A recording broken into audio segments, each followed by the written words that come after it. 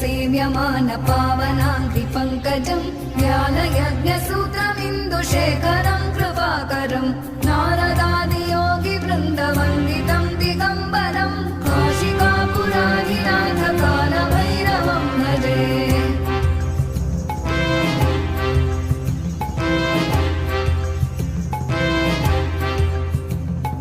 भानुकोटिभास्वनं भवाभितारकं परं नीलकण्ठमीप्सितार्थदायकं त्रिलोचनं कालकालमम्बुजाक्षमक्षशूलमक्षरं काशिकापुराधिनाथ कालभैरवं भजे।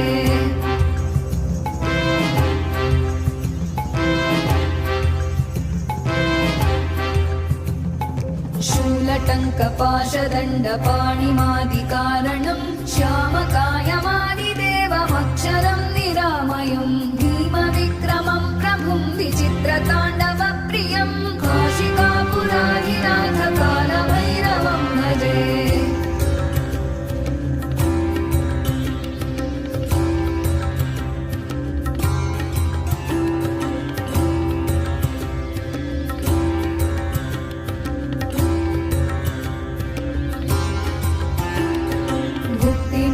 दायकं प्रशस्तचारुविग्रहं भक्तवत्सलं स्थितं समस्तलोकविग्रहं विनिक्मणं मनोज्ञहेम किङ्किणीलसत्कटिं काशिकापुराधिनाथ कालभैरवं भजे।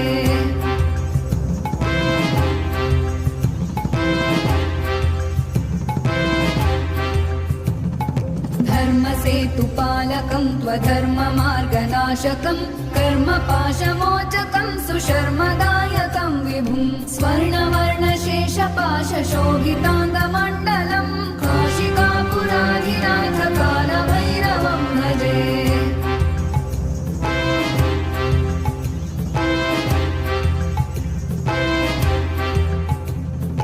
रत्नपादुका प्रभाभिरामपादयुग्मकं नित्यमद्वितीयमिष्टदैवतं निरञ्जनं मृत्युदर्पनाशनं करालदंशमोक्षणं काशिकापुराधिनाथ कालभैरवं भजे।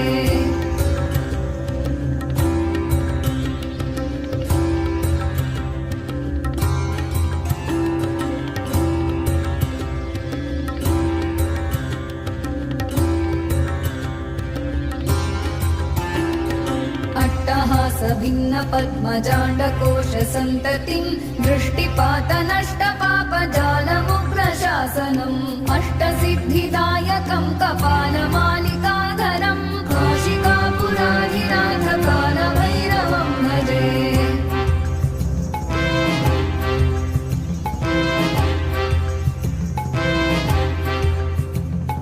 भूतसङ्घनायकं विशालकीर्तिदायकं काशीवासलोकपुण्यपापशोधकं विभुं नीतिमार्गकोविदं पुरातनं जगत्पतिं काशिकापुराधिनाथ कालभैरवं भजे।